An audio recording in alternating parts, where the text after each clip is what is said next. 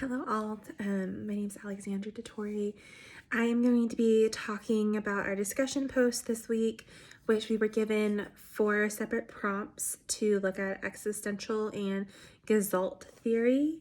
And so I'm going to start off with the similarities. So the similarities that I saw with existential and Gesalt theory was that existential grows clients by looking at who they are in depth, and Gesalt similarly has clients look at their experiences that shape them.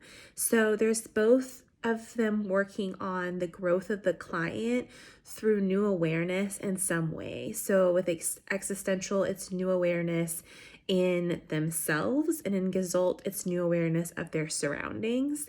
And both require an aspect of that self-awareness to be successful when working with clients in this type of theory. The differences I found between existential and Gesalt, where existential looks at morality, meaning, freedom, and other macro themes, whereas Gesalt looks at present of what is happening right now with the client, which appears more micro-focused. And existential looks at the concept of that we are not what we are born into, but what we make of it. Whereas Gesalt looks at the feelings in the background that have not been fully processed and dealt with can influence the decisions and issues happening for the client in the current present time. The strengths I found for existential were it empowers clients to not be their history or their circumstance, and it teaches the identity aspect of that identity is the courage to be something. And I thought that that's a great thing to teach clients. Giving them the courage to be what they want to be, especially clients who are born into adversity or had adverse circumstances, I think is a really beautiful concept. The weaknesses, however, with existential is that a search for meaning may lead to harmful thoughts for the client if they don't have the proper coping skills. And in the ACA Code of Ethics, we are taught that we are not to bring harm to the client. And so this was just a concern that I had, that those thoughts of looking for the meaning in themselves could lead to further thoughts that are harmful to them. And meaninglessness can lead to emptiness and being hollow, and clients can ignore their anxiety and have an illusion that all is well when it may not actually be that way. Looking at the strengths of Gesalt, the strengths would be dealing with feelings from the past can be very beneficial for clients, especially those who are dealing with some type of trauma or adverse circumstance. The focus on energy can help clients also become more self-aware, and there is an active relationship between the therapist and the client. However, on the flip side of that, the weaknesses of Gesalt is that bringing up unfinished business from the past may cause unsettling feelings for the client, which is a similar thing that I just spoke about regarding existential theory, is that thought that bringing up uncomfortable feelings for our clients might do more harm. And then another weakness is that some clients might find the emphasis on feelings to be off-putting, and they may not want to fully participate in that. When we look at existential compatibility with Christianity, it's very compatible. So it deals with core issues and human concerns, which is directly reflective of Christ in the Bible. And this reminded me of John 4, where we see the woman at the well. Jesus is very involved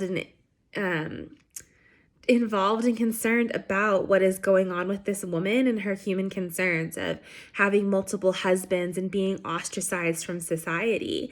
And so dealing with core issues and human concerns is very reflective of Christ. Where existential can be not compatible to Christianity is that if you have a secular existential therapist, they may fail to provide adequate answers because Christ is missing in the theory. Having Christ focused in existential theory, I think, is what makes it the most compatible. And focusing too much on one's freedom and omitting Christ is the opposite of a biblical perspective. Christ is the reason why we can be successful in adversity. It is not all on us that we are successful. When we look at Gesalt being compatible with Christianity, Dealing with real and authentic feelings and confronting and overcoming self-deprecation is aligned with biblical thought and how God sees his creation. So this made me think of Proverbs 31 when he describes the perfect woman. Is not the standards that we have in America and around the world today. And when we compare the two, we see that looking at the real and authentic feelings and looking at women who have body image issues or women who are giving just being down on themselves for not meeting those standards, and also men having those same issues, is like dealing with that is actually very much biblical, because we see the Christ perspective of what is perfect and beautiful to him. It's absolutely not what the world's perspective is on that. And then Gesalt's compatibility or not non-compatible issues with Christianity is focusing too much on the here and now can actually negate the ultimate message of Christ and eternal life. It negates John 3:16 that Jesus came to die for us and give us eternal life when we're focusing too much on here and now issues. And also focusing too much on self-regulation also takes the piece of Christ's hope to change our lives away, because we're putting all the burden on ourselves.